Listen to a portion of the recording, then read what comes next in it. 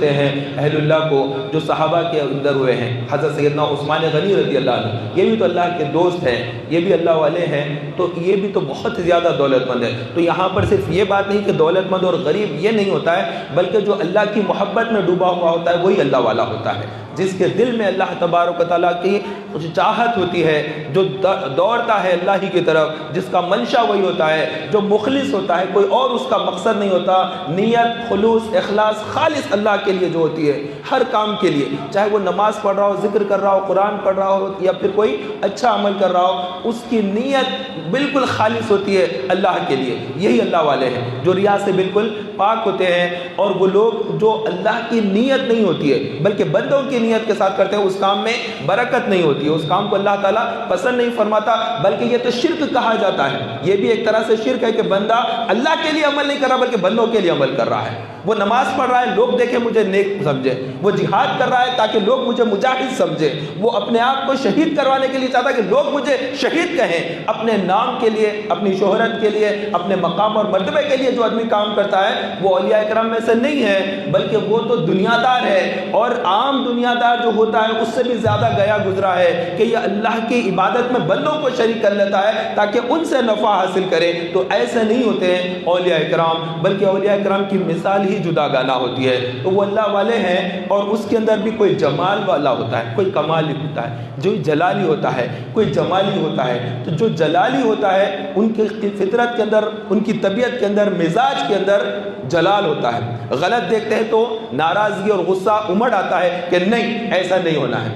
تو یہ حضرت شاہ عبدالحق محدث دہلوی رحمۃ اللہ علیہ کے دور میں ایک شخص آیا اور آ کر آپ کی بارگاہ میں عرض کرنے لگا کہ یہاں پر اس دہلی کے اندر حالات ایسی عجیب و غریب ہے, کوئی بھی کام تیزی سے نہیں ہوتا, بڑا سستی کے ساتھ ہوتا ہے, تو اس کی وجہ کیا ہے؟ تو انہوں نے فرمایا کہ اس شہر کے اندر جس بندے کو اللہ تبارک و تعالیٰ نے مقرر کیا ہے وہ اس کام میں سست ہے, اس وجہ سے یہاں کے کام سست چلتے ہیں. تو آپ نے پوچھا کہ کون ہے وہ اللہ کا بندہ میں بھی تو دیدار کروں, وہ کون ہے قطب جس کا میں بھی دیدار کروں؟ تو آپ نے فرمایا کہ فلاں جگہ پر جاؤ, وہاں پر وہ خربوزے بیچ رہا ہوگا, اس سے ملاقات کر لینا. تو شہر کے فلاں علاقے میں گئے, جا کر اس سے ملاقات کی تو وہ خربوزے لے کر بیٹھا ہوا تھا. آپ نوجوان تھا, وہ گیا وہاں پر, جا کر پوچھا کہ خربوزہ کتنے میں؟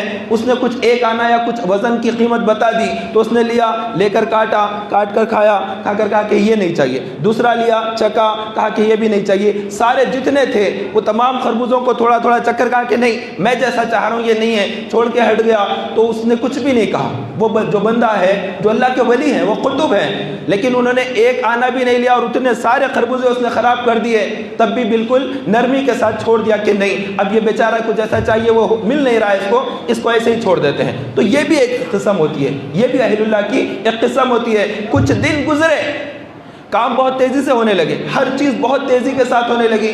تو آ کر پوچھا کہ کیا بات ہے؟ پہلے تو آپ نے بتایا تھا کہ وہ بہت سست ہوتے ہیں, تو قطب کی وجہ سے وہاں کے معاملات بھی سارے شہر کے سست ہوتے ہیں. تو آپ نے فرمایا کہ ابھی قطب بدل گیا ہے, اللہ نے کسی اور کو قطب بنا دیا ہے, اس وجہ سے کام کے اندر تیزی آ گئی. نے پوچھا کہ کون ہے, اب کون ہے قطب, میں ان کا بھی دیدار کروں, ان سے ملاقات کروں. تو کہا کہ وہاں پر وہ شیرینی بیچتے ہیں, وہ کوئی ٹھنڈی اور شیریں چیز وہاں پر بیچتے ہیں, فلاں مقام پر ہے وہ قطب, اگر تمہیں ملنا ہے تو وہاں چلے جاؤ. وہ فوری دوڑا دوڑا گیا وہاں پر, جا کر وہ ساری چیزیں شیریں چیزیں تھی, اس نے اٹھایا ایک گلاس, اٹھا کر پیا, پی کر کہا کہ نہیں یہ اچھا نہیں ہے, اس کو پھینک دیا, یہ تو اچھا ہی نہیں ہے. دوسرا اٹھایا تو اس نے ایک زور سے اس کے اوپر ایک جھانٹا دیا, تھپڑ جیسا کہتے ہیں نا, مار کر کہا کہ کیا ہے, کیا مجھے خربوزہ والا سمجھ رکھا ہے کہ جو ہے پھینکتے جائیں گے باری باری ساری چیزیں؟ ایسا نہیں ہوگا. تو یہ فوری سے ڈر گئے کہ یہ کیا بات ہے, کام بھی اتنا اسپیڈ میں ہو رہا ہے, شہر کے حالات بھی جو کام والے وہ تیزی سے گزر جاتا ہے, لیکن یہاں پر پھینک دیتے ہیں تو ان کو جلال آ جاتا ہے کہ نہیں کیا مجھے خربوزے والا سمجھا ہے کہ تم ایسا پھینکتے رہو گے اور میں دیکھتا ٹھہروں گا, میں وہ نہیں ہوں. تو یہ بھی ولی ہیں, وہ بھی ولی ہیں. تو کسی کے اندر جمال ہوتا ہے, وہ دیکھتے ہیں, نرمی کرتے ہیں, جانتے ہیں, اس کے باوجود بھی بخشش, مہربانی, کرم نوازی. لیکن بعض ایسے ہوتے ہیں کہ نہیں یہ غلطی ہوئی کیسا. تو ہر ایک کا ایک اپنا اپنا مزاج ہوتا ہے, تو اہل اللہ کا بھی ہوتا ہے. تو سلطان الہند خواجہ خواجگان حضرت سیدنا سید معین الدین چشتی حسن سنجری رحمۃ اللہ تعالی علیہ, یہ ایسے پیارے اور ایسے اللہ کے ولی ہیں جن کے اندر جمال ہی جمال ہے. ان کے اندر جمال ہے، اور اگر جلال آتا ہے تو مسلمانوں پر جلال نہیں آتا بلکہ کفر پر جلال آتا ہے۔ کافروں پر بھی نرمی ہے، لیکن کفر جب اچھل کر آتا ہے تو آپ برداشت نہیں کرتے، اسی وقت اس کو قید کر کے رکھ دیتے ہیں۔ جیسے ہی کوئی کفر اچھل کر آتا ہے وہ اپنا ظہور دکھاتے ہیں، وہ اپنا جلوہ دکھاتے ہیں، وہاں پر روکتے ہیں، تھامتے ہیں۔ اللہ تبارک و تعالیٰ نے انہیں یہاں پر مقرر کیا ہے، 800 سال سے ان کی حکومت چل رہی ہے، وہ حاکم ہے یہاں کے، انہی کا قبضہ ہے اور وہ حکومت چلا رہے ہیں۔ یہ سب تو آنا جانا ہے۔ وہ دراصل اللہ تبارک و تعالیٰ نے انسان کو آزمانا ہے کہ ہر ایک کو اللہ تبارک و تعالیٰ آزما رہا ہے، ہم بھی آزمائش میں ہیں، ہمیں بھی وقت دیا گیا ہے برتنے کے لیے۔ تو ایسے ہی مصیبتیں آتی رہیں گی، کبھی CAA کے نام سے، NRC کے نام سے، کبھی موب لنچنگ کے نام سے، کبھی جو ہے حکومت ہمارے لیے جو ہے ساری چیزیں فیسلٹیز ختم کرنا، ہمارے شہروں کی، ہماری بستیوں کی حالتیں خراب کرنا۔ ابھی تو نیا مسئلہ حجاب کا کہ مسلم خواتین ابھی حجاب شروع کری، اس طرح سے 1400 سال کا طریقہ ہے، کوئی نیا طریقہ نہیں ہے، نہ کوئی اور کتاب سے لیا گیا ہے، خالص قرآن مجید کا حکم ہے جس کے اوپر مسلم لڑکیاں، مسلم خواتین اس پر عمل کرتی ہیں۔ اس کے اوپر بھی شیطانیت، یہ آزمائش ہے اللہ تعالیٰ کی طرف سے۔ تو جو آدمی ڈر گیا، جھک گیا اور نیچے گر گیا تو وہ گر گیا، اور جو مقابلے کے لیے ٹھہر گیا تو وہ کامیاب ہوا۔ تو غریب نواز یہاں پر آئے تو انہوں نے اپنے آپ کو سرنڈر نہیں کیا ہے، بڑی طاقتیں تھیں اس وقت کی، پرتھوی راج کی طاقت کوئی معمولی طاقت نہیں تھی، بہت بڑا ہند کا راجا تھا۔ تو اس سے علاوہ کھانڈے راؤ ہے، وہ بھی بہت بڑا بادشاہ تھا، دہلی پر کھانڈے راؤ کی حکومت، اور پھر راجستھان کے اتنے پورے علاقے میں پرتھوی راج کی حکومت۔ لیکن آپ وہاں پر نہ گھٹنے ٹیکے نہ ٹیکے، بلکہ ان سب کو گھٹنے ٹکا دیا، قدم ان کے پورے لڑکھڑا گئے۔ وہ کام کیا غریب نواز، اور ایسے انداز میں کام کیا کہ لوگ آتے گئے، جوخ در جوخ اسلام قبول کرتے چلے گئے، اپنے اخلاق کو بھی پیش کرتے رہے، اپنے کردار کو پیش کرتے رہے، اپنی نرمی کو پیش کرتے رہے، لوگوں کے ساتھ حسن سلوک کو پیش کرتے رہے۔ کیا لے کر آئے تھے غریب نواز؟ جب حکم رسول ہوا کہ جاؤ ہند کی طرف اسلام کو پیش کرنا ہے تو وہ قرآن مجید لے کر آئے تھے، وہ ایک لوٹا لے کر آئے تھے، وہ ایک عصا لے کر آئے تھے، کوئی ہتھیار، تیر، تلوار، لاٹھی، ڈنڈا لے کر نہیں آئے تھے یہاں پر کہ ان لوگوں کو مار کر سدھارنا ہے، نہیں، مار کر سدھارنے والا کام نہیں کرے، قرآن مجید کو پیش کیا۔ وقت پر اذائیں ہوتی تھی، آج جس چیز کے اوپر وبال مچ گیا، اللہ اکبر کی صداؤں پر ایوان ہل گئے کفر کے، وہی صدائیں تھیں جو ہند کے اندر جب آئے داخل ہوئے تو جو غریب نواز نے صدا لگائی۔ جیسے جیسے قافلہ ہمارا ہند کے اندر آتا رہا، وہ لاہور سے ہوتا ہوا، دہلی سے ہوتا ہوا ہمارا قافلہ جو افغانستان سے نکلا اور اس سمت میں آیا، اور پھر دریائے گنگا کے کنارے ہم نے نمازیں پڑھی، وہاں پر وضو کیا، اللہ اکبر اللہ اکبر بلند آوازیں ہوتی رہی، ہند میں اللہ کا ذکر چھڑا۔ وہ ایک نغمہ تھا، لا الہ الا اللہ، لا الہ الا اللہ، لا الہ الا اللہ، یہ ذکر کی آواز آنے لگی۔ یہاں پر کہاں یہ علاقوں میں ذکر تھا، کہاں پر اللہ کو پوجنے والا تھا، کون تھا جو ایک رب کی پرستش کرتا، وہ کون سا گروہ تھا جو آیا ہند کے اندر اس شان سے آیا کہ بھیجنے والے کوئی اور نہیں، جن پر اللہ نے کتاب نازل فرمائی، جن کو اللہ نے کتاب عطا فرمائی، وہ امام الانبیاء ہے۔ وہ امام الانبیاء نے اپنے خاص کو بھیج دیا کہ جاؤ ہند کے اندر دعوت اور تبلیغ کا کام کرنا ہے، لوگوں کو اسلام کی طرف بلانا ہے۔ ایک پاکیزہ، ایک مقدس، ایک اہم ترین کام جو انبیاء کا کام ہوتا ہے، وہ کام انبیاء کا سلسلہ ختم ہوا۔ کنتم خیر امۃ اخرجت للناس تأمرون بالمعروف وتنہون عن المنکر وتؤمنون باللہ۔ تم بہترین امت ہو، اے امت محمدیہ، تم بہترین امت ہو، تم نیکی کی حکم دیتے ہو، اچھائی کی طرف بلاتے ہو، برائی سے منع کرتے ہو، ایک اللہ پر ایمان رکھتے ہو۔ یہی کام تھا، لوگوں کو برائی سے روکنا۔ تو کیا کیا برائیاں تھیں یہاں پر، کیسے کیسے غلط کام ہوا کرتے تھے، ان کفرستان کے اندر جو غلط کام ہوتے تھے ان کاموں کو روکنے کی جو ذمہ داری دی گئی وہ غریب نواز کو دی گئی ہے۔ اچھائی کو پھیلانے کا حکم، کلمہ لا الہ الا اللہ کو بلند کرنے کا حکم، یہ حکم لے کر آئے ہند کے اندر، اور یہاں پر اتنی مشکلیں تھیں۔ آج اگر کوئی جادوگر ہمارے سے مقابلہ کرے تو ہم نہیں ٹھہر سکتے اس کے سامنے، کیونکہ ہمارے اندر روحانیت کی کمی ہے۔ ہماری نمازیں ہم خود جانتے ہیں کہ ہماری نمازوں کا حل کیا ہے، ہم نماز پڑھتے تو پتہ نہیں کدھر کدھر کو ذہن پھرتا ہے، کون سے حسابات جو رکے تھے وہ آ جاتے ہیں، کہاں بھولی ہوئی چیزیں وہ یاد آتی ہے، تو شیطان نہ جانے کن کن خیالات میں کر دیتا ہے، وسوسوں سے بھری ہوئی ہماری نمازیں۔ اور وہ خواجہ ہند کی نماز کیا نماز تھی! ایک مرتبہ ایک غریب آیا، آ کر کہنے لگا کہ میں مقروض ہوں، میری مدد فرمائے۔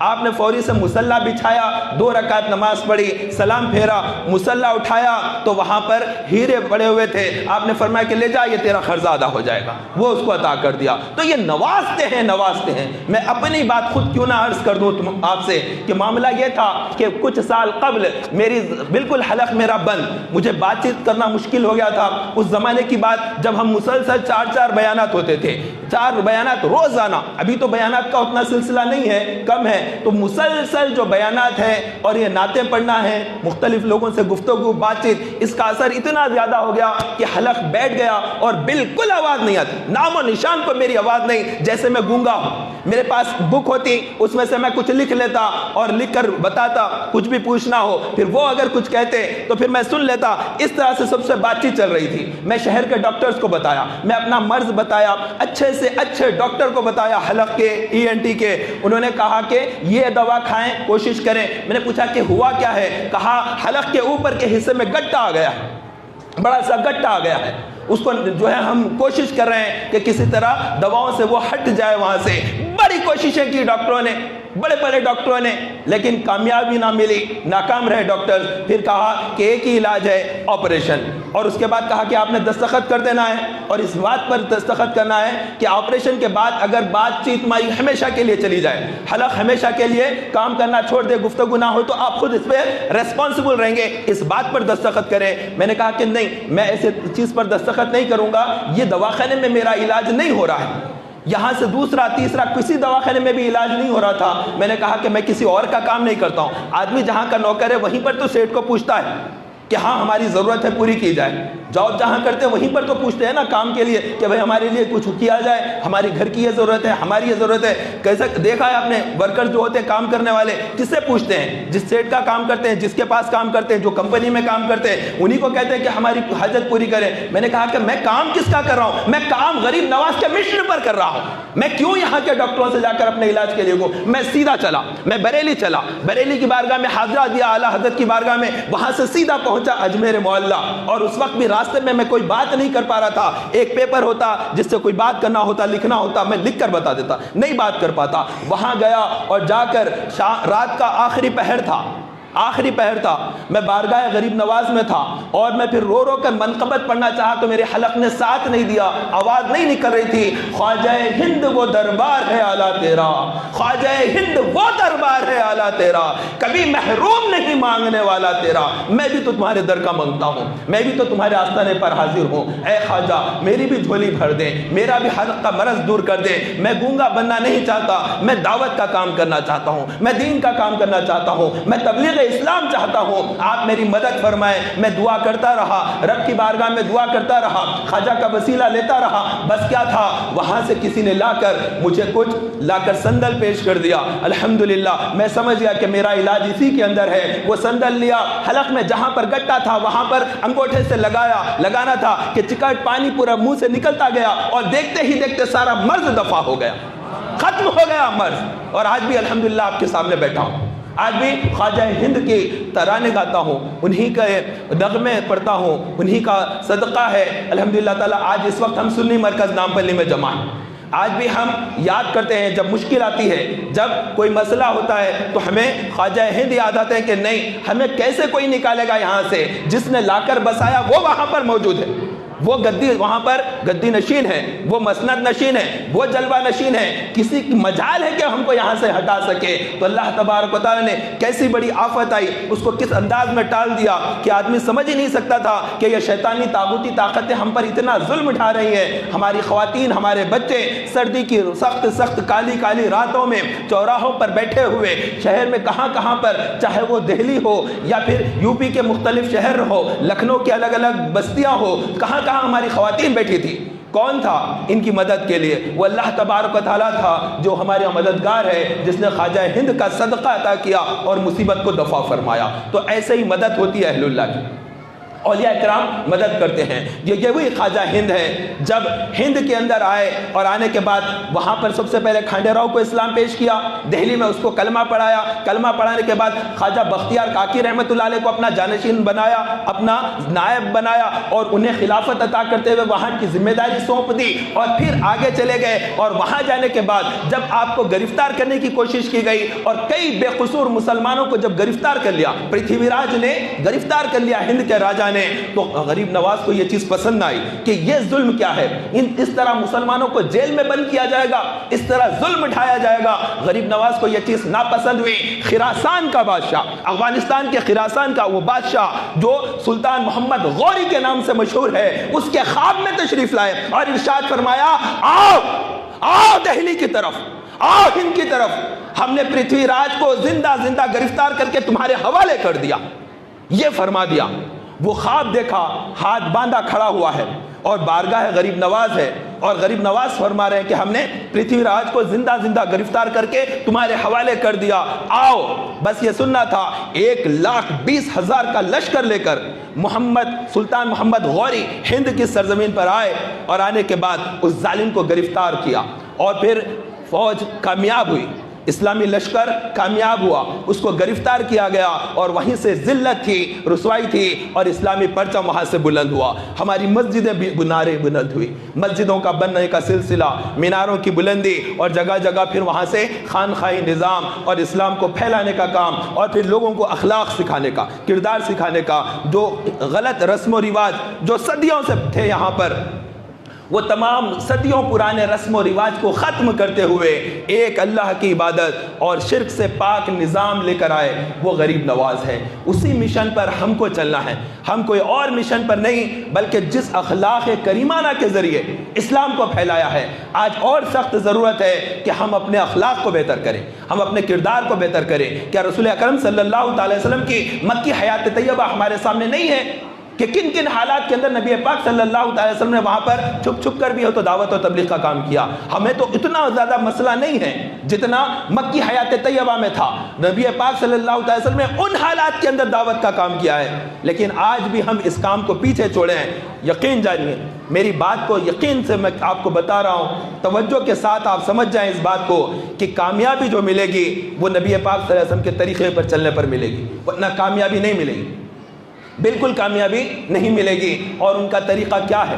آقا کریم صلی اللہ علیہ وسلم لوگوں کے ساتھ حسن سلوک کیا کرتے، اچھائی کے ساتھ پیش آتے، ظلم کرنے والے پر بھی رحمت کی بارش کر دیا کرتے، معاف کر دیا کرتے۔ اس طرح سے عفو درگزر، اپنی ذات کے اوپر کچھ برا کہے تو اس کو معاف کر دینا، اور اسلام کے خلاف کوئی کرے تو اس کو معاف نہیں فرماتے، اس کو معاف نہیں کرتے، بلکہ ذات کے تعلق سے اگر کوئی غلط بول دیتا تب بھی آپ کریم صلی اللہ علیہ وسلم اس کو بخش دیتے۔ تو ہمارا معاملہ کیا ہونا چاہیے؟ اس کی آواز بڑھائیں، کم کرتے جا رہے ہیں آپ۔ ایک مرتبہ درود پاک پڑھ لیجیے۔ اللہم صلی علی سیدنا مولانا محمد معدن الجود والکرم والہ وبارک وسلم صلاۃ و سلام علیک یا سیدی یا حبیبی یا رسول اللہ۔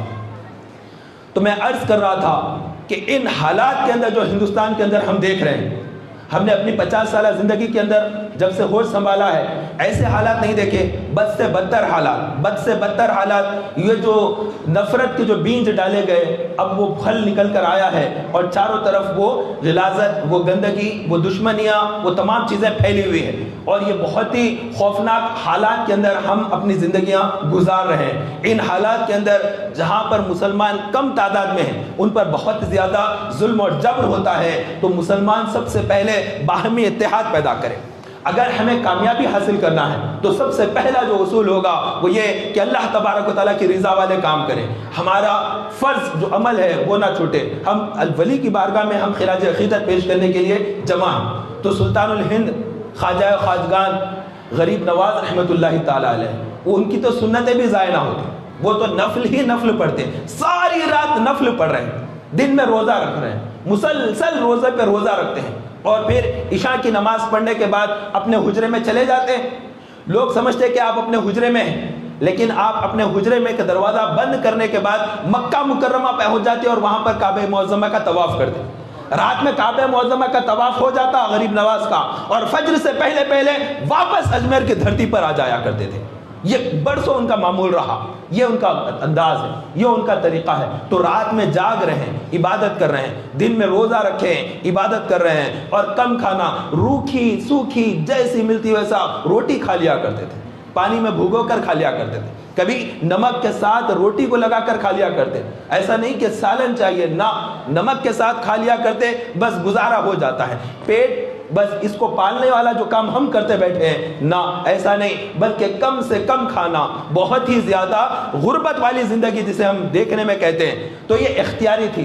ارے وہ جب چاہے تو خزانے نکال کر دے دے لوگوں کو، لیکن خود اپنی ذات کے لیے استعمال نہیں کرتے تھے، اپنے لیے نہیں استعمال کرتے تھے، لوگوں کو عطا کرنے کا سلسلہ تھا۔ اور پھر ایسا علم اور ایسا عرفان حاصل تھا، ایک مرتبہ خراسان میں تھے، ہند میں آنے سے پہلے کی بات کر رہا ہوں، خراسان کے اندر حضرت ابواللیث سمرقندی رحمۃ اللہ علیہ کا جو مکان ہے، اس کے قریب میں ایک مسجد تعمیر ہو رہی تھی، تو مسجد کی تعمیر ہو رہی ہے، اسی وقت میں جھگڑا شروع ہو گیا، ایک شخص آیا، آ کر کہنے لگا کہ یہ قبلے کی دیوار برابر نہیں لگا ہے، تھوڑا سا ادھر کو ہٹنا ہے۔ لوگ کہہ رہے ہیں کہ نہیں، ادھر نہیں، قبلے کی دیوار برابر ہے، وہ مانتا ہی نہیں، بولتا کہ قبلے کی دیوار غلط لگا دیے، دیوار صحیح کرو، ایسا نہیں، تھوڑا سا ایسا ہوتا ہے، قبلہ ادھر کو نہیں ادھر کو ہے۔ اب وہاں پر آپس میں رساکشی شروع ہو گئی، جو مسجد کی تعمیر کر رہے ہیں وہ کہہ رہے ہیں کہ قبلہ کی دیوار برابر ہے، لیکن ایک آدمی تھا وہ بضد تھا کہ نہیں، قبلے کی دیوار غلط ہے، صحیح کرو اس کو۔ تو سلطان الہند خواجہ غریب نواز نے وہ حالت کو دیکھا تو اس شخص کو بلایا اور اپنا ہاتھ اس کے سر پر رکھا اور ارشاد فرمایا، دیکھ اس سمت میں کیا نظر آتا ہے، اسی دیوار کی طرف نظر فرمائی، فرمایا کہ دیکھ اس سمت میں کیا نظر آتا ہے۔ وہ دیکھا تو وہاں سے کعبہ معظمہ نظر آنے لگا، فرمایا کہ سمت صحیح ہے، اس نے کہا صحیح ہے، فرمایا کہ جا اب یہاں سے، تو اس کو کعبہ معظمہ دکھا دیا، کہاں خراسان، کہاں کعبہ معظمہ، تو ان کا وہ مبارک ہاتھ ہے، جب وہ ہاتھ سر پر ہوتا ہے تو اللہ تبارک و تعالیٰ نصیب کو بدل دیتا ہے، آنکھوں کو روشن فرما دیتا ہے۔ ارے وہ کون ہے؟ وہ ذات وہ ہے، جب عثمان ہرونی رحمت اللہ تعالیٰ علیہ نے کعبہ معظمہ میں لے آئے اور کعبہ